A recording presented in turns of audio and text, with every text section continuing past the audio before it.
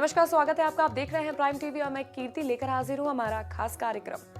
आज हम अपने कार्यक्रम में बात करेंगे कुंभ मेले के बारे में। बता दें कि कोरोना संकट के साए में ही इस बार हिंदुओं के 7 पवित्र स्थलों में से एक हरिद्वार में माघ पूर्णिमा पर 27 फरवरी से कुंभ मेले की शुरुआत होगी और ये कुंभ का मेला 2 महीने तक चलेगा। 27 अप्रैल 2021 तक चलने वाले कुंभ के दौरान 4 शाही स्नान होंगे। तो चलिए आपको दिखाते हैं आस्था के पर्व कुंभ से जुड़ी कुछ खास जानकारियां।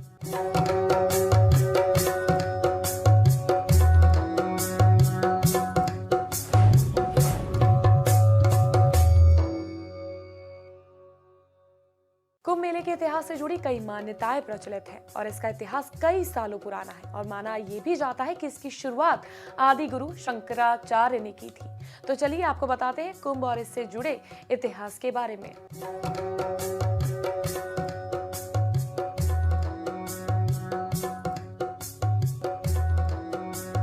कुंभ मेले का इतिहास कम से कम 850 साल पुराना है। माना जाता है कि आदि गुरु शंकराचार्य ने इसकी शुरुआत की थी, लेकिन कुछ कथाओं के अनुसार कुंभ की शुरुआत समुद्र मंथन के आदिकाल से ही हो गई थी। शास्त्रों में बताया गया है कि पृथ्वी का एक वर्ष देवताओं का दिन होता है, इसलिए हर 12 वर्ष पर एक स्थान पर पुनः कुंभ का आयोजन होता है।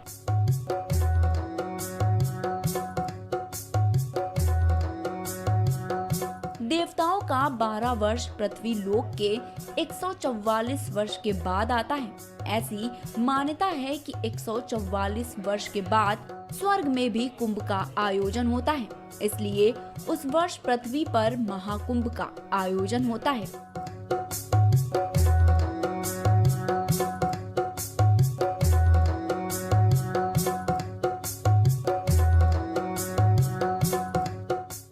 महाकुंभ के लिए निर्धारित स्थल प्रयाग को माना गया है।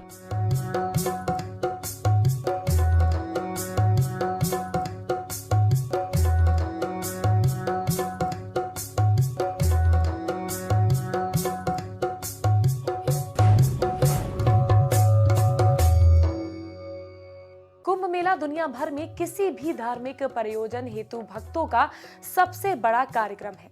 कुंभ का अर्थ है कलश। ज्योतिष शास्त्र में कुंभ राशि का भी यही चिन्ह कलश ही होता है।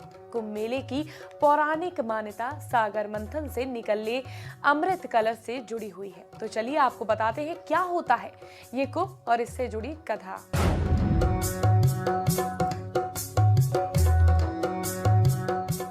कलश को कुंभ कहा जाता है और कुंभ का अर्थ होता है घड़ा। कुंभ का संबंध समुद्र मंथन के दौरान अंत में निकले अमृत कलश से जुड़ा हुआ है।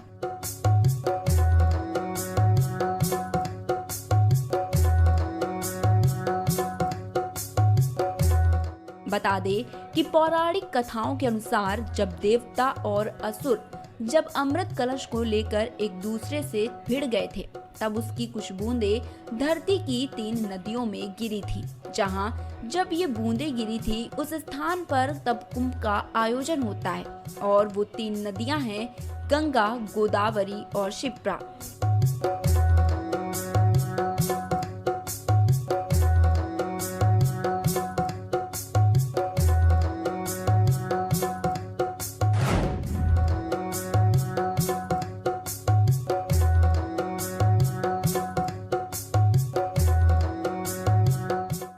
समुद्र मंथन से निकले अमृत पर अधिकार को लेकर देवता और दानवों के बीच लगातार 12 दिन तक युद्ध हुआ था।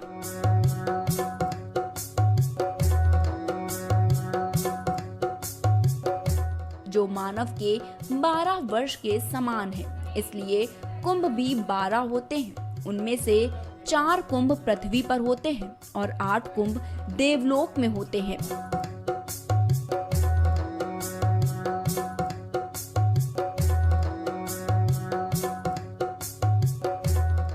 समुद्र मंथन की कथा में ये भी कहा गया है कि कुंभ पर्व का सीधा संबंध तारों से है।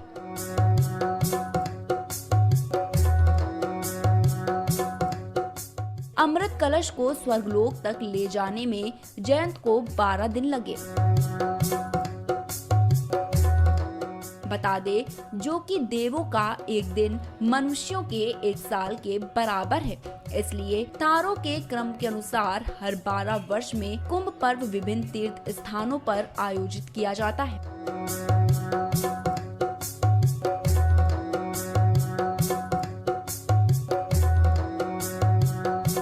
युद्ध के दौरान सूर्य, चंद्र और शनि आदि देवताओं ने कलश की रक्षा की थी।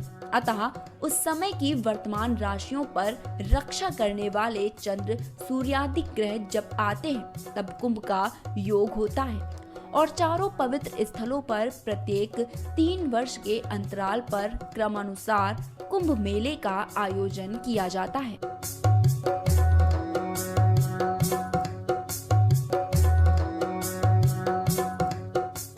समुद्र के मंथन द्वारा निकले अमृत को पाने के लिए देवताओं और राक्षसों के बीच संघर्ष हुआ।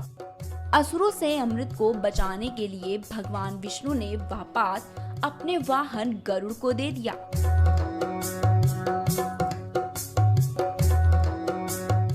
असुरों ने जब गरुड़ से वह पात्र छीनने का प्रयास किया तो उस पात्र में से अमृत की कुछ बूंदें छलककर इलाहाबाद, नासिक, हरिद्वार और उज्जैन में गिरी। इसलिए इन 4 स्थानों पर कुंभ मेला हर 3 बरस बाद लगता आया है।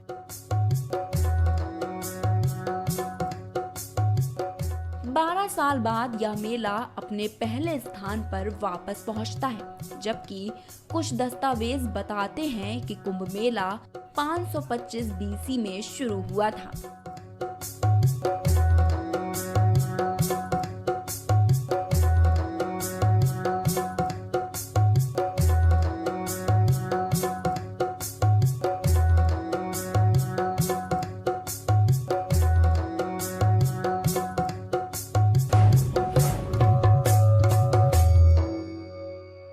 कुंभ मेले का आयोजन कब से शुरू हुआ है और इसके बारे में विद्वानों में कई भ्रांतियां हैं। वैदिक और पौराणिक काल में कुंभ तथा अर्ध कुंभ स्नान में आज जैसी प्रशासनिक व्यवस्था नहीं होती थी। वहीं कुछ विद्वान गुप्त काल में कुंभ के सुव्यवस्थित होने का दावा करते हैं, लेकिन कुंभ के प्रमाणित तथ्य सम्राट शिलादित्य हर्षवर्धन 1617 से 1647 ईस्वी के समय से भी प्राप्त होते हैं। बता दें कि जगत गुरु शंकराचार्य तथा उनके शिष्य ने सन्यासी अखाड़ों के लिए संगम तट पर स्नान की व्यवस्था की और तभी से इस कुंभ की शुरुआत हुई। तो चलिए जानते हैं कि अर्ध कुंभ और सिंहस्थ क्या होता है, ये कब कब और कहां आयोजित किए जाते हैं।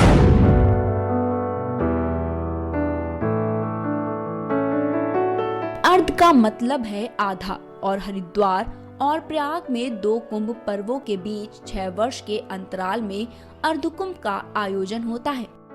पौराणिक ग्रंथों में भी कुंभ एवं अर्धकुंभ के आयोजन को लेकर ज्योतिषी विश्लेषण उपलब्ध है। कुंभ पर्व पर हर 3 साल के अंतराल पर हरिद्वार से शुरू होता है। हरिद्वार के बाद कुंभ पर्व प्रयाग, नासिक और उज्जैन में मनाया जाता है। प्रयाग और हरिद्वार में मनाए जाने वाले कुंभ पर्व में एवं प्रयाग और नासिक में मनाए जाने वाले कुंभ पर्व के बीच 3 सालों का अंतर होता है। बता दे कि यहाँ माघ मेला संगम पर आयोजित एक वार्षिक समारोह है।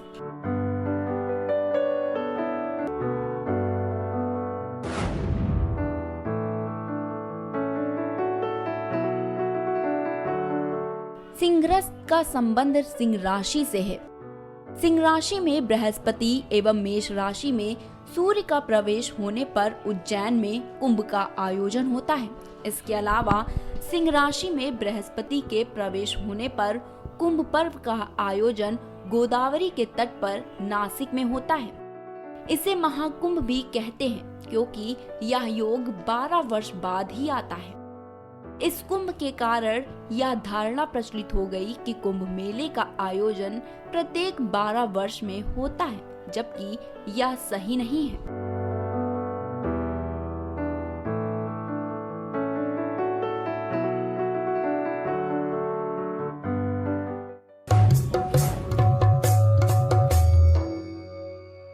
राशियों और ग्रहों से कुंभ का संबंध होता है। कुंभ मेला किसी स्थान पर लगेगा, ये राशि तय करती है। तो चलिए आपको बताते हैं कि कौन सी राशि और ग्रहों की स्थिति की वजह से कुंभ का आयोजन कहां-कहां होता है।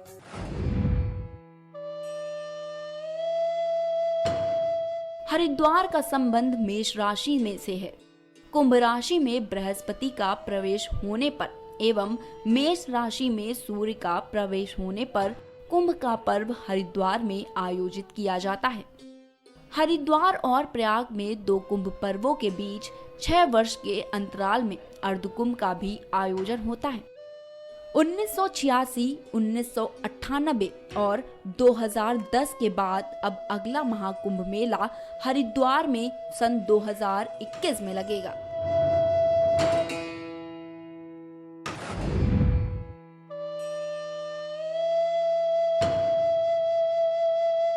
प्रयाग कुंभ का विशेष महत्व इसलिए है क्योंकि यह 12 वर्षों के बाद गंगा, यमुना एवं सरस्वती के संगम पर आयोजित किया जाता है।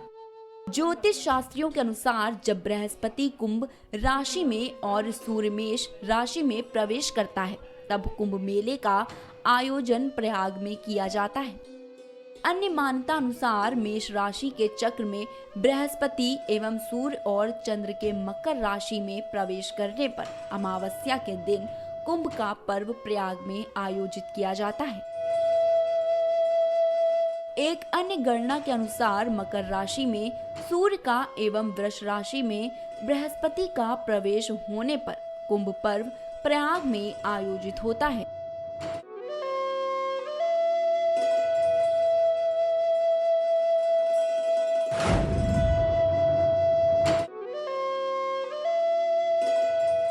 12 वर्षों में एक बार सिंहस्थ कुंभ मेला नासिक एवं त्र्यंबकेश्वर में आयोजित होता है।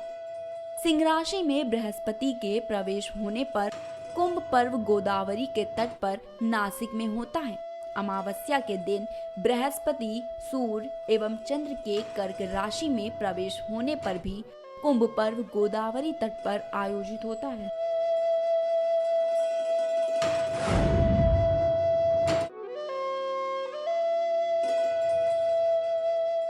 सिंह राशि में बृहस्पति एवं मेष राशि में सूर्य का प्रवेश होने पर यह पर्व उज्जैन में होता है।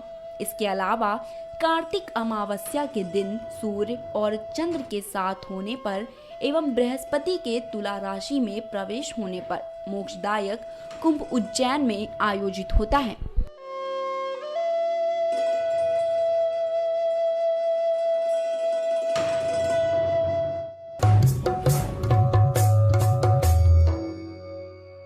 कुंभ मेले के आज शाही स्नान बेहद ही खास होता है। इस दौरान खास समय पर अखाड़े के साधु पवित्र नदी के जल में स्नान करते हैं। इनके बाद आम जनता भी डुबकी लगाती है। तो चलिए आपको बताते हैं आखिर क्या है कुंभ का शाही स्नान और क्या होता है इसका महत्व। हरिद्वार में कुंभ मेले की तैयारियां अपने अंतिम चरण पर हैं और हर 12 साल में कुंभ मेले का आयोजन होता है।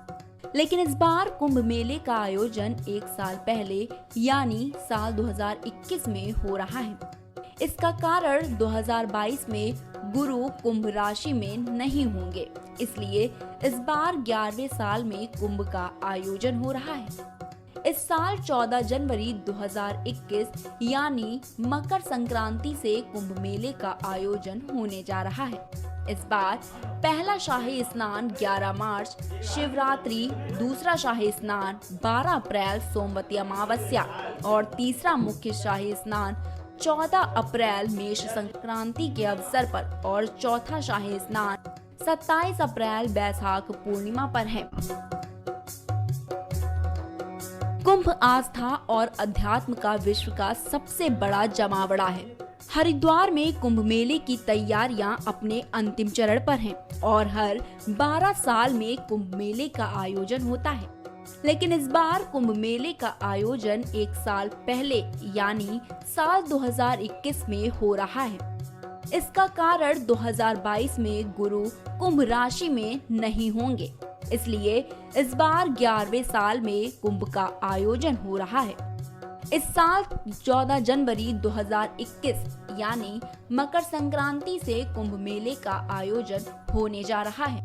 इस बार पहला शाही स्नान 11 मार्च शिवरात्रि, दूसरा शाही स्नान 12 अप्रैल सोमवती अमावस्या, तीसरा मुख्य शाही स्नान 14 अप्रैल मेष संक्रांति के अवसर पर और चौथा शाही स्नान 27 अप्रैल बैसाख पूर्णिमा पर है। कुंभ आस्था और अध्यात्म का विश्व का सबसे बड़ा जमावड़ा है। कुंभ का आयोजन 4 में से किस स्थान पर होगा, यह नक्षत्र और राशियां द्वारा निर्धारित किया जाता है। इन 4 स्थानों में हरिद्वार में गंगा तट, प्रयागराज में गंगा यमुना सरस्वती का संगम तट, नासिक में गोदावरी तट और उज्जैन में क्षिप्रा नदी का तट है। और इस साल 11 मार्च 2021 यानी कि शिवरात्रि के अवसर पर कुंभ मेला पहला शाही स्नान आयोजित किया जाएगा।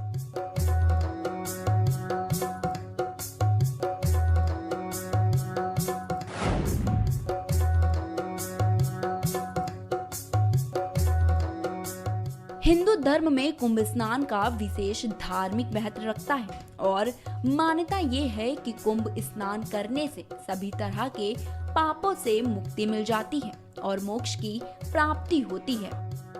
हिंदू धर्म में पितृ का बहुत महत्व है। कहते हैं कि कुंभ स्नान से पितृ भी शांत होते हैं और अपना आशीर्वाद बनाए रखते हैं। कुंभ का शाही स्नान अपने नाम की तरह शाही अंदाज में होता है। इस दौरान साधु संत अपने अद्भुत वेश में हाथी घोड़ों की सोने चांदी की पालकियों पर बैठकर स्नान करने के लिए पहुंचते हैं। इस शाही स्नान में खास मुहूर्त से पहले साधु तट पर इकट्ठा होते हैं और जोर जोर से नारे लगाते हैं। शाही स्नान के मुहूर्त के दिन कुंभ बेहद आकर्षक नजर आता है। इस दिन साधुओं का श्रृंगार सबसे अलग होता है। शाही स्नान के शुभ मुहूर्त में करीब 13 अखाड़ों के साधु संत डुबकी लगाते हैं और पवित्र नदी के तट पर आराधना करते हैं।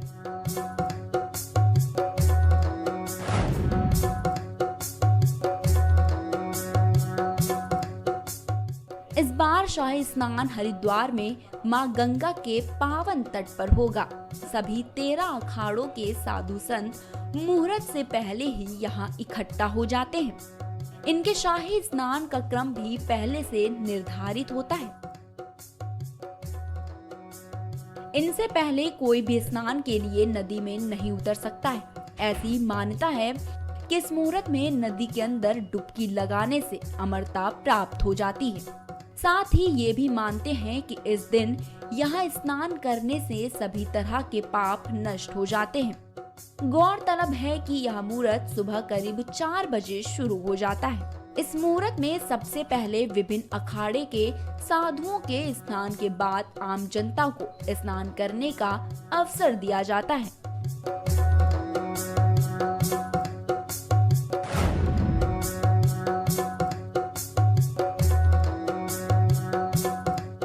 शाही स्नान की परंपरा सदियों पुरानी है। ऐसी मान्यता है कि शाही स्नान की परंपरा की शुरुआत 14वीं से 16वीं सदी के बीच हुई थी। उस समय देश में मुगलों का शासन था। उस समय के साधु उनसे उग्र होकर संघर्ष करने लगे थे। ऐसे में शासकों ने साधुओं के साथ बैठक करके उनके काम और झंडे का बंटवारा किया। उस समय साधु को सम्मान देने के लिए उन्हें पहले स्नान का अवसर दिया जाने लगा था। इस स्नान के दौरान साधुओं का सम्मान राजशाही अंदाज में होता था और इसी वजह से इसे शाही स्नान भी कहा जाता है।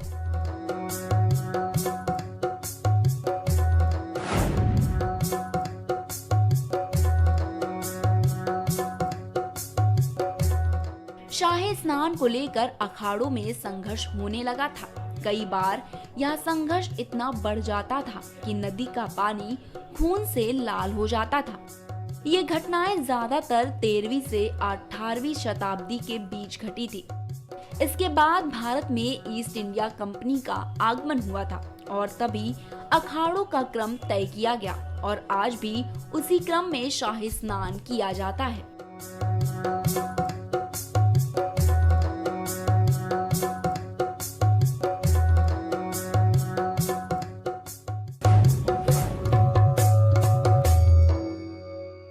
कुंभ मेलों में शाही जुलूस, शाही स्नान, पेशवाई जमाते, लाव लश्कर और जखीरों का जिक्र किया जाता है।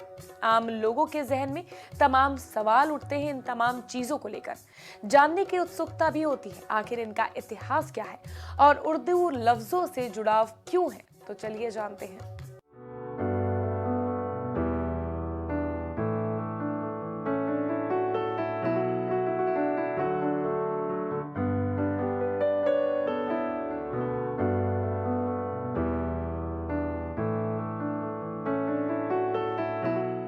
कुंभ मेलों में शाही जुलूस, शाही स्नान, पेशवाई, जमाते, लाव लश्कर सभी के साथ उर्दू लफ्ज भी जुड़े हैं। दरअसल ये सब संतों के धार्मिक और सांस्कृतिक आयोजन हैं। संतों के अखाड़े में इन शब्दों का न केवल प्रयोग होता है बल्कि लिखा पढ़ी में भी यही शब्द चलते हैं।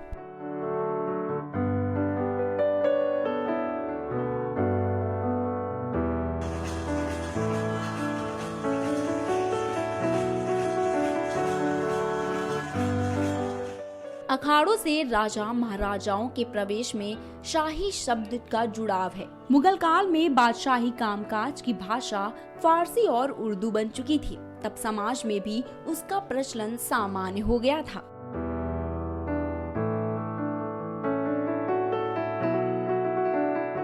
कुंभ पर निकलने वाली संतों की प्रवेशवाई उसी काल से पेशवाई हो गई। एक कुंभ नगर से दूसरे कुंभ नगर लाए जाने वाले भारी भरकम कोष को जखीरे कहे जाने लगे। साधुओं की शोभा यात्राएं शाही जुलूसों और शाही स्नानों में बदल गई। कालांतर में जब कुंभ मेलों में लूटपाट और कत्लेआम शुरू हुआ तब हिंदू राजाओं और रजवाड़ों ने साधुओं की धर्म यात्राओं, स्नानों और पेशवाई में अपनी सेनाओं को भेजना शुरू किया।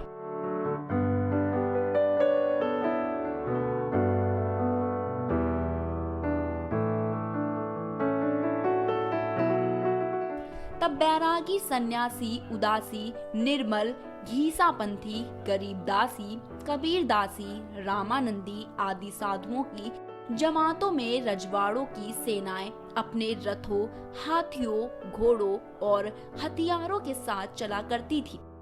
ऐसे में साधुओं के अखाड़ों के साथ राजाओं और जगीरदारों को भी कुंभ स्नान का प्रतिफल प्राप्त होता था। इसी प्रकार देश भर में भ्रमणशील जमातें कुंभ से पूर्व रंपता मंचों के साथ कुंभ नगर पहुंचती।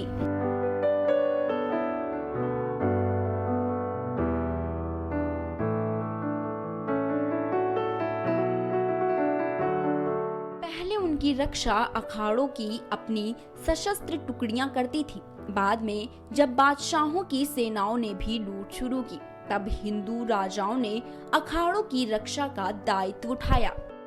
जमाने बीत गए लेकिन पेशवाइयां, शाही स्नान आदि कुंभ आयोजनों का प्रमुख अंग आज भी बने हुए हैं। तमाम तैयारियां जमातों के शाही स्नानों के लिए की जा रही हैं। Output desk, prime TV.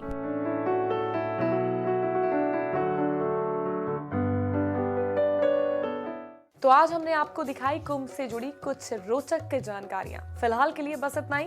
आप कहीं मत जाइएगा क्योंकि हम फिर हाजिर होंगे देश और दुनिया की तमाम खास खबरों के साथ। तब तक के लिए बने रहिए प्राइम टीवी पर।